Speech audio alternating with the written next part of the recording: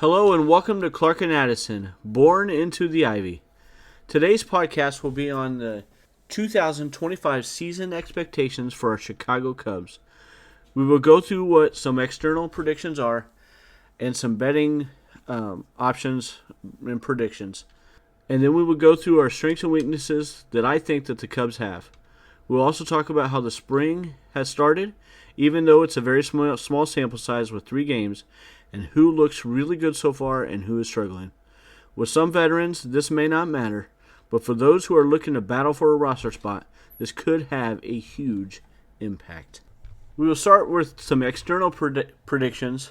The Pacoda model has for the NL Central the Chicago Cubs at 91.7 wins and 70.3 losses. The Milwaukee Brewers at 80.2 wins.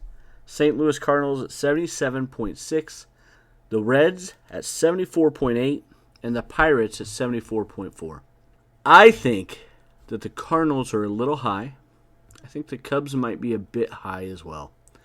I think the Brewers, until proven otherwise, are always better than they are on paper.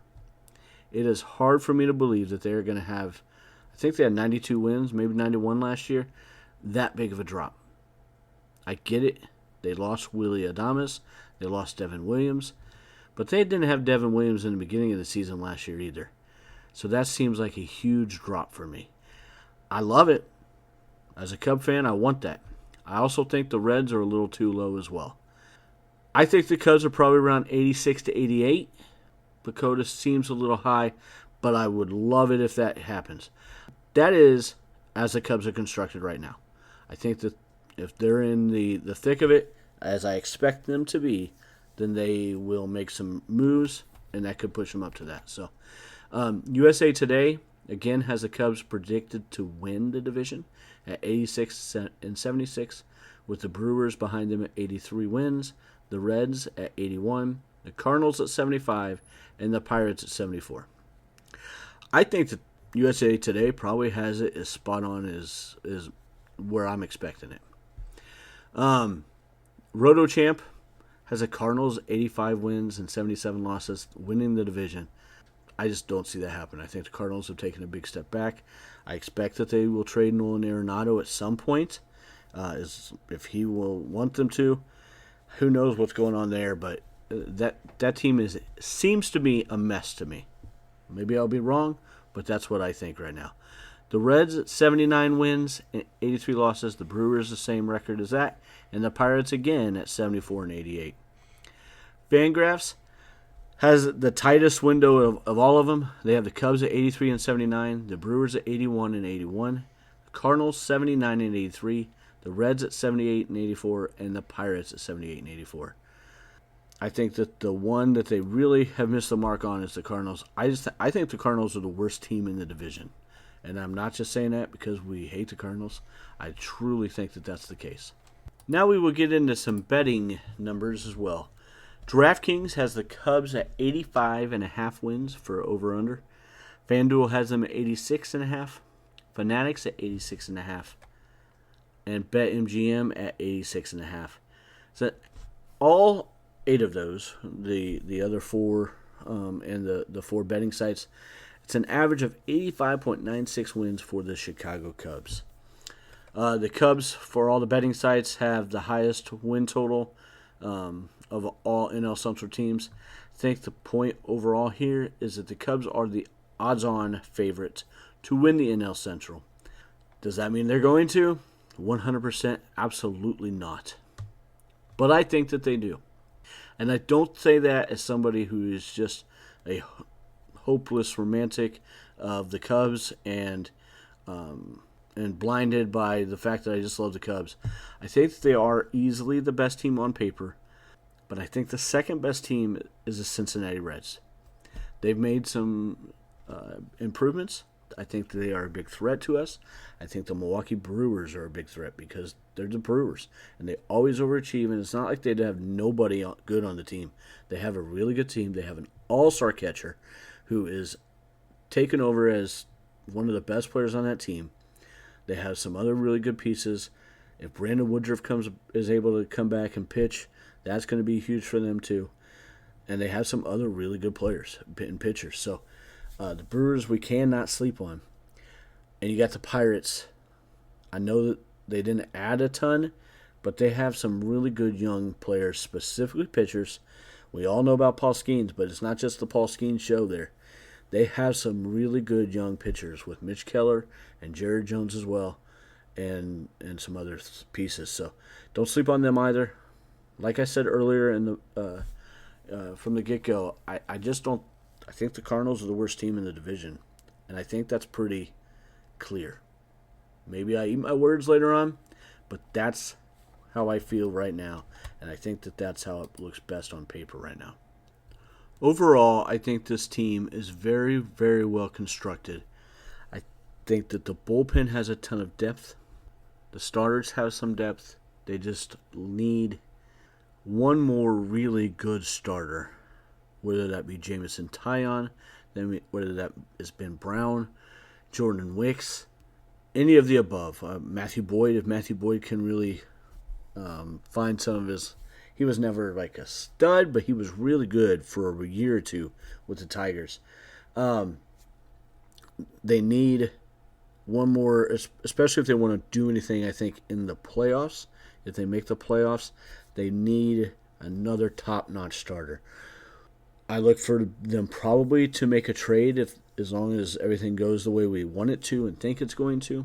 At some point at the trade deadline or somewhere along there, somebody like Sandy Alcantara or some other high-profile, really good pitcher. Third base, as of right now, is a weakness. I have high hopes for Matt Shaw.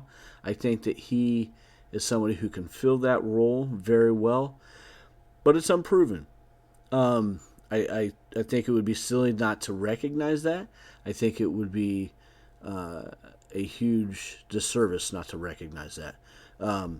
But I think that he can be up to the task, provided that this oblique truly is a mild or minor injury, the way they're saying, and they're just trying to be overly cautious right now. I want to take them at the word for that, Jed and everybody on the training staff and everything. But I think it is something to maybe mildly be worried about right now, because there's not a great backup option right now. So, like I said, the bullpen, I think, has turned into a potential for a strength. We have some really good pieces to help, and it's not just one or two. Like Porter Hodge, who knows how he'll bounce back, but he was really, really good at the end of last season and was probably the one true bright spot in the bullpen that we had last year after they had traded Mark Leiter. So I'm excited about the bullpen and the depth there. Hopefully Ryan Presley can kind of nail down that closer role, and then everybody else just kind of falls into place in the 7th, 8th inning and middle relief. Ben Brown, I have high hopes for what he can do. He's got a high ceiling. He's got a pretty high floor, I think, too. But he is on a strict innings pitched from the way I understand everything. So that could be a bit of an issue later on. I think he pitches for no more than 5 innings a start if he gets that 5th starter role. I hope he does, because I think he is by far the best option for that right now. But that puts some pressure on the bullpen. So I think a guy like Jordan Wicks, Colin Ray, those guys are important pieces that to be maybe coming out of the bullpen and helping elongate that, especially on starts that Ben Brown has and or Matthew Boyd. I think that they can provide a huge value to those guys and supplementing some of those innings that the starters, we would normally want to have them go a little deeper, but they can elongate that game and get to the better parts of the bullpen after that. So, like I said, I think their base is the weakest point of the rest of the team. Miguel Amaya and Carson Kelly, and then Moises Ballesteros. I'm sorry, I butchered that initially. I apologize, but he's going to start out in AAA. Ballesteros is But if Miguel Amaya, in the one game he's played in the spring, he seems like he's picked right up where he left off the last few months of the season. If that guy can hit anywhere close to what he did at the end of the 2024 season and throughout the 2025 season, that's going to make the catcher position that much more dangerous. And that makes the team that much more dangerous because it takes away one of the weak points that we had last year offensively. Some of the other guys who have started out great this season or for the spring, Kelvin Alcantara, dude, that guy is just amazing. He's hitting .625. He started all 3 games hitting .625 on fire.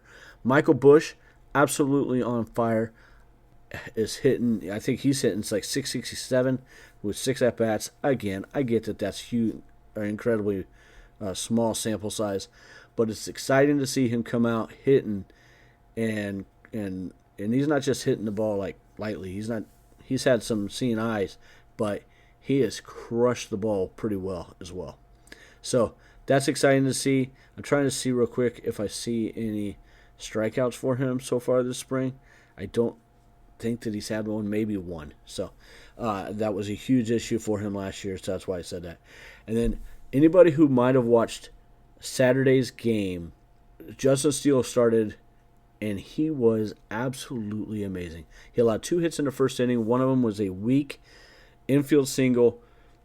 Those things happen. What are you going to do? But he had 5 strikeouts in 2 innings. He had 6 outs. 5 of them were strikeouts, and he made those hitters look foolish. The only one who really got a good hit on him was Luis Robert, and that dude's just good, man. And then Luis Robert came up in the 3rd and crushed the ball again, too. He was seeing it well as well. So, incredibly awesome to watch Justin Steele do that and hitting the ball so well. The one pitcher that I was pretty disappointed with so far in the first 3 games, Cody Petit, I was hoping to see him kind of come out and really want to show that, hey, I want to be on this big league roster. He got knocked around a little bit in that first game. And again, I know, small sample size, but that's all we've got to talk about right now is those first 3 games. So, a lot of guys, a lot of things to happen here this spring. It's going to be a lot of fun. I have big expectations for this team. I expect that the Chicago Cubs will be NL Central champs at the end of the season. Tell me your thoughts. Tell me what you think. Am I crazy?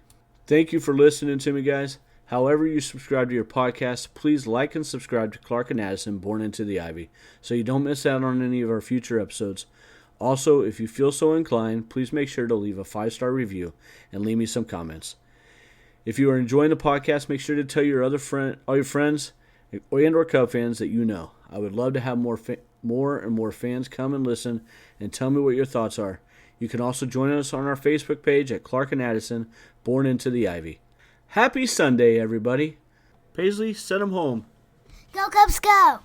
Living on the water, counting days since last summer.